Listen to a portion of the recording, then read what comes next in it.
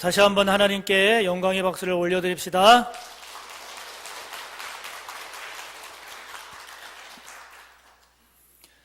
말씀의 제목을 함께 해봅니다. 주님 오심을 준비합시다. 주님 오심을 준비합시다. 지난 주일부터 우리는 대림절을 지내고 있습니다. 4주간의 대림절을 우리가 지난 주일부터 지내고 있는데 오늘이 그 두 번째 주일입니다. 그 교회에서 이루어지는 그 사역 가운데 교육부서, 유치부나 유초등부나 중고등부나 청년부에 이르기까지 그 각 부서에서 1년 가운데 가장 중요한 그 사역이 뭘까? 그것은 수련회예요. 수련회. 여름 성경학교나 여름 수련회. 1년에 이루어지는 사역 가운데 가장 중요합니다. 저와 여러분도 지금 기억을 더듬어 보면 중등부 때, 고등부 때 또는 청년부 때 수련회 가서 은혜 받은 경우가 많잖아요. 또는 부흥회 때 은혜 받은 경우 많잖아요. 그래서 이런 수련회를 준비를 할 때 다음 주에 만약에 수련회가 있다 그러면 이번 주에 공고를 내서 다음 주에 수련회 갑니다. 이러는 경우는 없어요.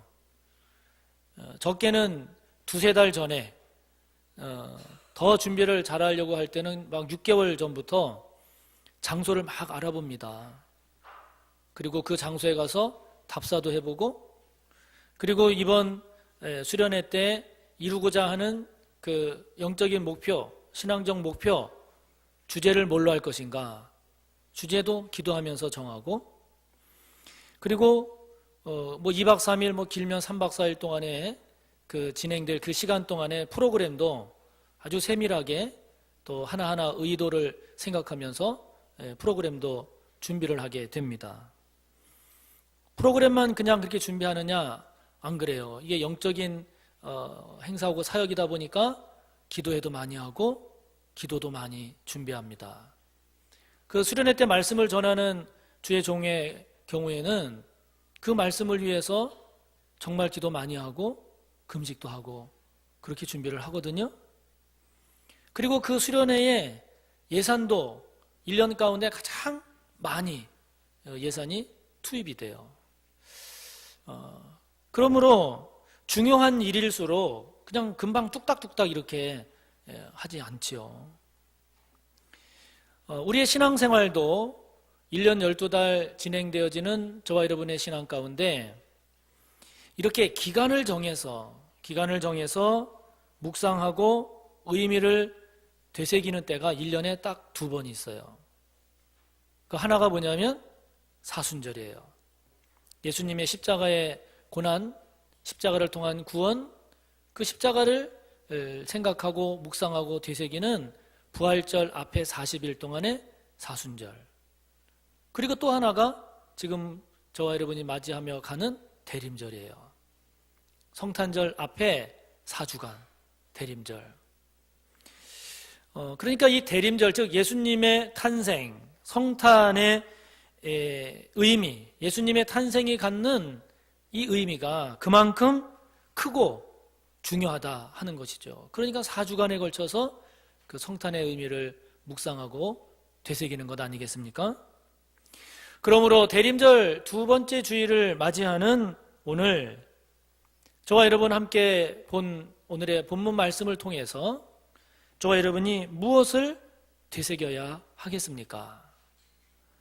대림절 둘째 주일을 맞이하며 저와 여러분이 어떻게 남은 대림절 기간을 보내며 주님을 맞이해야 되겠습니까? 오늘 말씀을 보면 먼저 저와 여러분이 이 대림절 기간 동안 예수님이 어떤 분이냐, 예수님이 도대체 어떤 분이냐, 예수님이 어떤 분인가를 다시 한번 깊이 아는 은혜가 저와 여러분에게 있기를 축복합니다. 오늘 우리가 본 성경은 마가복음입니다.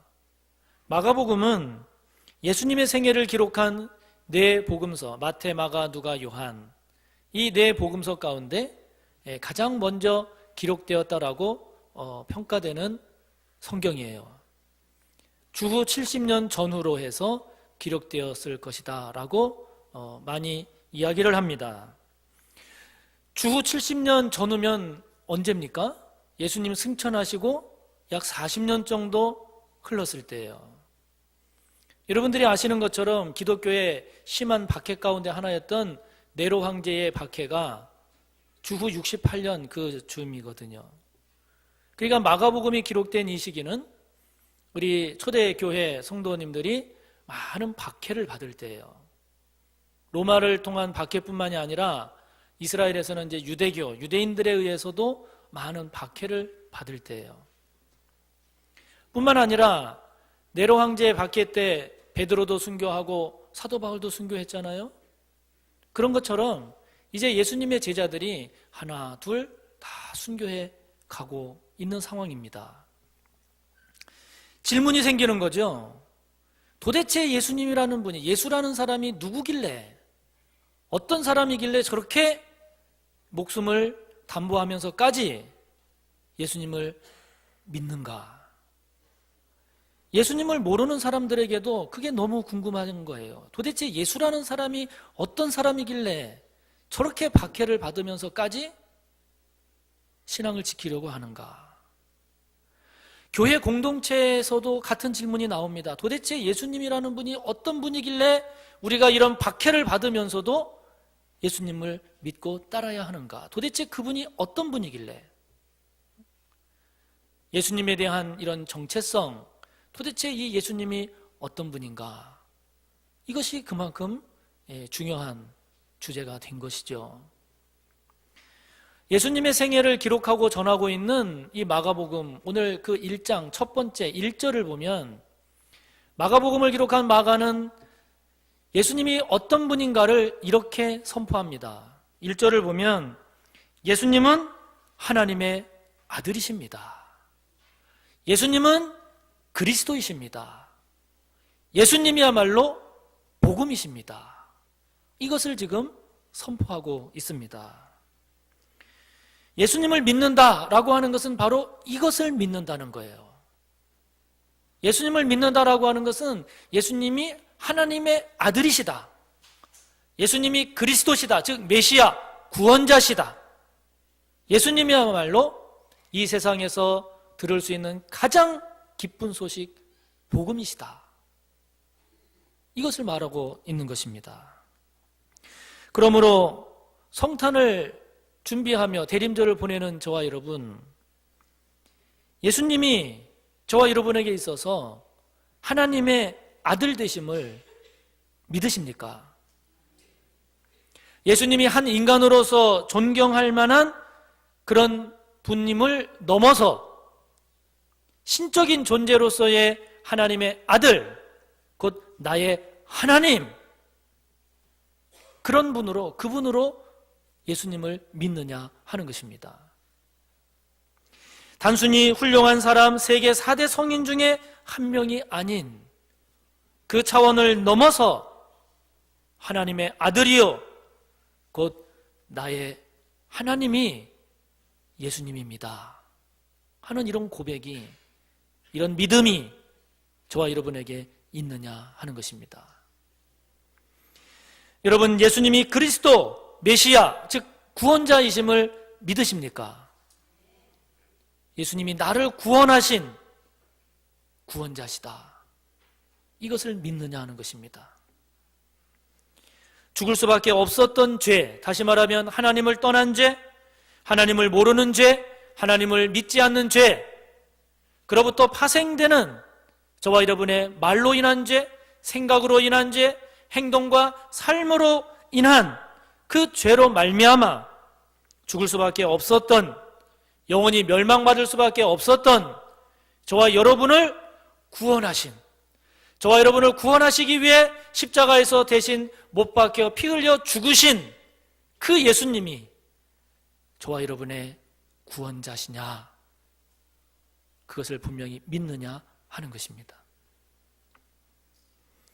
여러분, 예수님이 복음, 즉 복된 소식, 기쁜 소식임을 여러분 믿으십니까? 여기 복음이라고 하는 말로 쓰여진 헬라어 원어 유앙겔리오는 전쟁에서 사용되는 용어예요. 다시 말하면 전쟁하는 가운데 전쟁에서 이겼어요. 그 승리의 소식을 전할 때의 기쁜 소식. 그러니 여러분 얼마나 기쁜 소식이겠어요? 가장 기쁜 소식, 가장 큰 기쁜 소식. 예수님이 저와 여러분의 인생에 있어서 가장 기쁜 소식이었냐 하는 거예요. 지금도 가장 기쁜 소식이냐 하는 거예요. 앞으로도 가장 기쁜 소식이리라고 믿느냐 하는 것입니다. 주중에 저희 고등학교 친구들 가운데 좀 가까운 친구들로 이렇게 밴드를 만들어서 서로들 이렇게 소식을 올리고 그러는데 그 동창 중에 한 명이 이번에 그 유명 백화점에 상무보로 승진이 됐대요. 그게 이제 축하한다고 이제 올렸어요. 그 승진 소식을 들은 그 친구는 얼마나 기뻤겠어요? 여러분 기뻤겠어요? 아니면 안 기뻤겠어요? 기뻤겠죠. 기쁜 소식이에요. 최근에 여러분 수능을 봤잖아요. 우리 수험생들이 시험을 치른 수험생에게 기쁜 소식은 뭐겠어요? 자기가 원해서 지원한 대학에 합격하는 거죠. 기쁜 소식이죠. 최근에 우리 성도님들 가운데 병원에서 이거는 암인 것 같으니까 조직검사를 받아야 합니다. 그래서 조직검사를 받으셨어요. 조직검사를 받았는데 결과가 다행히 암이 아니셨어요. 그 소식을 들었을 때 복음이지 않겠어요? 기쁜 소식이지 않겠습니까? 그렇다면 여러분 질문해 봅니다. 예수님은 저와 여러분에게 어떤 소식이냐 하는 거예요. 어느 정도의 기쁜 소식이냐 하는 겁니다. 앞서 소개해드린 그런 소식보다도 저와 여러분의 인생에 있어서 예수님에 관한 소식이 더 기쁜 소식이었습니까? 아니면 앞서 소개해드린 그런 소식보다 덜한 소식이었습니까? 축복하기는 예수님의 소식이 저와 여러분의 인생 가운데 어제나 오늘이나 앞으로 남은 저와 여러분의 인생 가운데 가장 기쁜 소식이기를 축복하는 것입니다. 가장 기쁜 소식, 가장 큰 소식.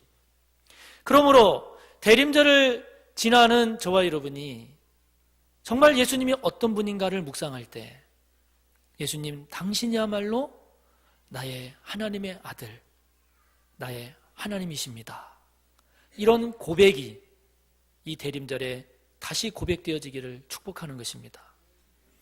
이 대림절 기간 동안에 예수님 당신이 나의 유일하신 그리스도, 메시아, 구원자 되십니다. 그 고백이 저와 여러분의 가장 깊은 곳에서 솟아나는 고백이 되시기를 축복하는 것입니다. 예수님의 소식이 저와 여러분의 인생 가운데 내가 들었던 가장 기쁜 소식, 나에게 있어서 가장 복된 소식, 그 소식이 바로 주님 당신의 소식이었습니다. 그렇게 고백할 수 있는 이 대림절 기간이 되시기를 축복하는 것입니다. 예수님이 하나님의 아들 그리스도 복음이 되신다라고 하면 저와 여러분 어떻게 해야 될까요? 그 주님을 저와 여러분 어떻게 맞이해야 될까요? 그것은 준비해야 된다는 것입니다. 그냥 맞이하는 게 아니라 성탄절이 되니까 그냥 성탄절인가 보다 이게 아니라 준비해야 된다는 거예요. 준비해야 된다는 것입니다.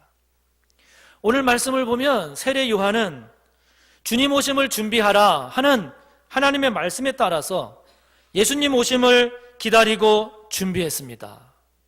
그는 그렇게 예수님 오심을 준비했기 때문에 예수님이 이 땅에 오셨을 때 세례 요한은 예수님을 맞이할 수가 있었습니다.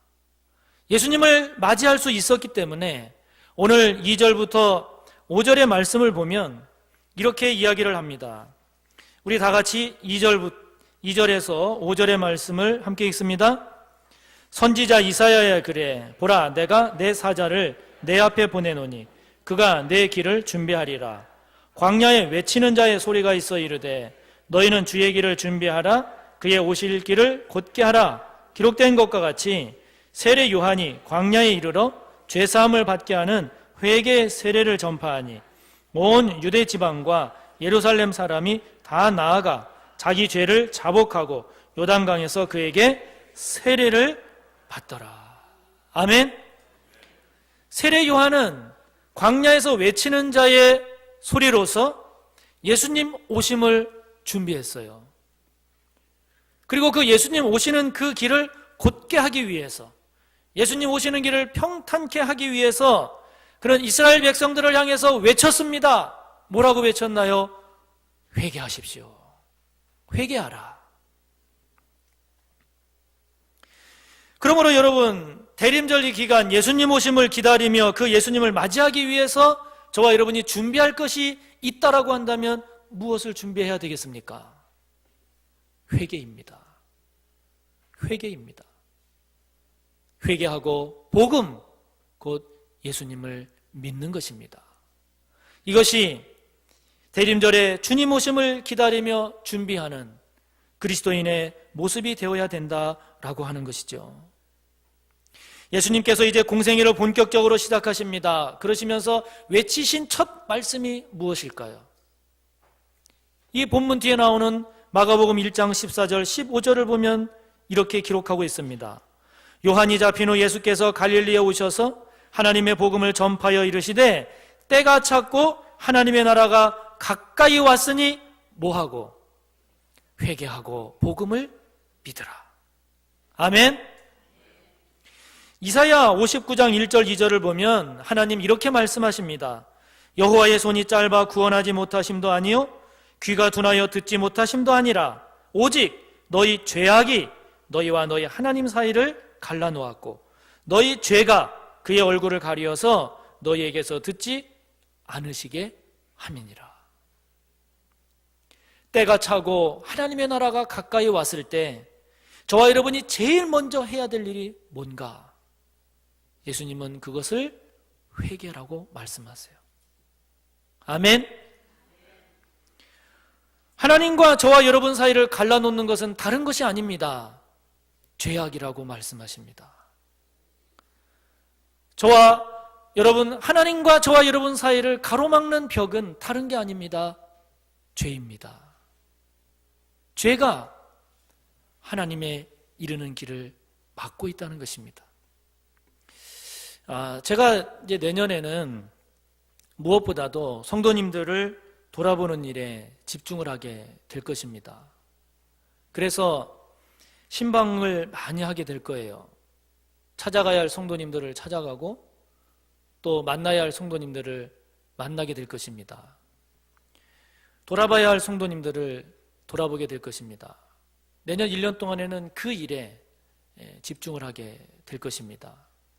그런데 제가 이제 우리 교회에 와서 이렇게 신방을 하는 가운데 종종 들었던 얘기가 뭐냐? 목사님, 신방 온다고 해서 집안 청소했어요. 목사님, 신방 오신다고 해서 혹시라도 냉장고 문 열어볼까 봐 냉장고 정리했어요. 여러분, 이게 간혹이 아니라 종종 그런 말씀을 하세요. 그래서 제 마음속에 그렇게 다짐을 해봅니다. 신방을 가자.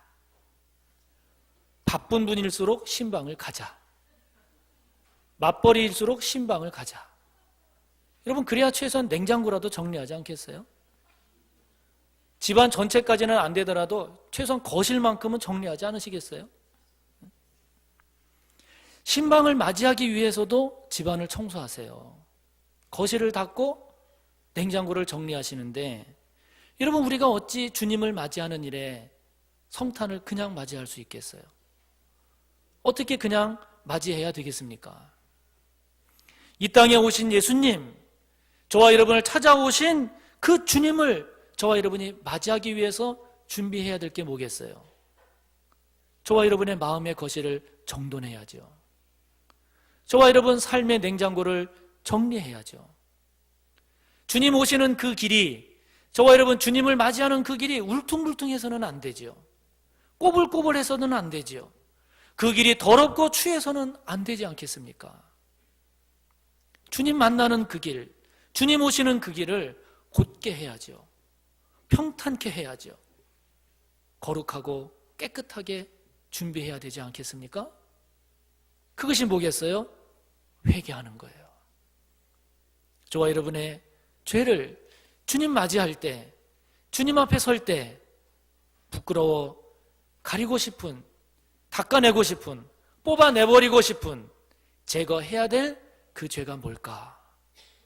그것을 돌아보고 그 죄를 회개하는 저와 여러분이 될 때, 대림절 저와 여러분을 찾아오시는 그 주님을 저와 여러분이 잘 맞이하는, 준비하는 그런 그리스도인이 되지 않겠습니까? 대림절 기간 동안 저와 여러분을 찾아오시는 그 주님을 맞이하기 위해서 저와 여러분이 고백해야 할, 치워야 할, 제거해야 할 그 죄가 무엇인지를 돌아보고 그 죄를 회개해서 저와 여러분에게 오시는 주님을 기쁘시게 해드리는, 그 주님을 기쁘게 맞이하는 저와 여러분이 꼭 되시기를 간절히 바랍니다. 회개함으로 주님 오심을 준비하는 저와 여러분에게 그러면 주님은 어떻게 하실까요? 회개하며 주님을 준비하며 맞이하는 저와 여러분에게 주님은 저와 여러분에게 어떻게 하실까요? 오늘 말씀을 보면 그런 저와 여러분에게 주님은 성령을 주신대요. 할렐루야. 성령을 부어주신대요. 성령으로 세례를 베풀게 해주신대요. 예수님을 만나기 직전에 오늘 세례 요한은 이렇게 외칩니다. 7절과 8절이죠. 우리 함께 읽어봅니다. 그가 전파하여 이르되 나보다 능력 많으신 이가 내 뒤에 오시나니 나는 굽혀 그의 신발끈을 풀기도 감당하지 못하겠노라. 나는 너희에게 물로 세례를 베풀었거니와 그는 너희에게 성령으로 세례를 베푸시리라. 아멘. 회개함으로 예수님 오심을 준비한 그 사람, 그 하나님의 백성에게 주님이 어떻게 하십니까? 오셔서 성령으로 세례를 베푸신답니다. 할렐루야. 여러분, 이래서 회개가 중요한 거예요. 회개가 소중한 것입니다. 회개하는 저와 여러분, 우리의 죄를 용서받는 이런 은혜뿐만이 아니라 회개하는 저와 여러분에게 성령을 부어주신다는 거예요. 회개하는 심령에 주님께서 성령의 세례를 베풀어 주신다는 거예요. 성령이 누굽니까? 하나님의 영이에요. 그리스도의 영입니다. 그 성령을 주님은 부어주시기를 원하는데 누구에게 부어주기를 원하시느냐? 회개한 자에게, 그 죄를 제거한 자에게, 그 죄를 뽑아낸 자에게, 그 죄를 자복한 자에게 주님께서 성령을 부어주신대요. 요한복음 16장 13절 14절을 보면 성령은 저와 여러분을 모든 진리 가운데로 인도하십니다. 성령은 저와 여러분을 하나님의 영광, 그리스도의 영광을 나타낼 수 있는 삶이 되게 해주신다 말씀하십니다. 저와 여러분의 죄를 용서해 주실 뿐만 아니라 저와 여러분에게 성령을 부어주시는 주님의 그 은혜를 여러분 이 대림절 기간에 누리며 맛봐야 되지 않겠습니까? 누가복음 15장을 보면 탕자의 비유가 나오잖아요. 탕자가 돌아왔어요. 아버지가 준 재산 밖에 나가서 다 탕진하고 죄만 짓다가 빈손으로 돌아왔잖아요. 아버지 앞에 돌아온 이 탕자가 아버지를 보고 감히 아버지라고 부르지를 못해요. 너무나 죄송하고 부끄러운 모습으로 돌아와 자신의 죄를 아버지 앞에 고백하면서 내가 잘못을 해도 너무 잘못을 했기 때문에 내가 이제는 감히 아버지의 아들이라고 할 자격도 없습니다 라고 그 아버지에게 통해 자복 회개를 합니다. 그 아들을 아버지가 어떻게 하던가요? 막 혼내던가요? 막 정죄하던가요?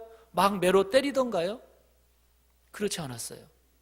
그 아들을 받아들여서 그 아들에게 새 옷을 입혀주고 그 아들을 위하여 큰 잔치를 베풀었다고 그랬습니다. 할렐루야.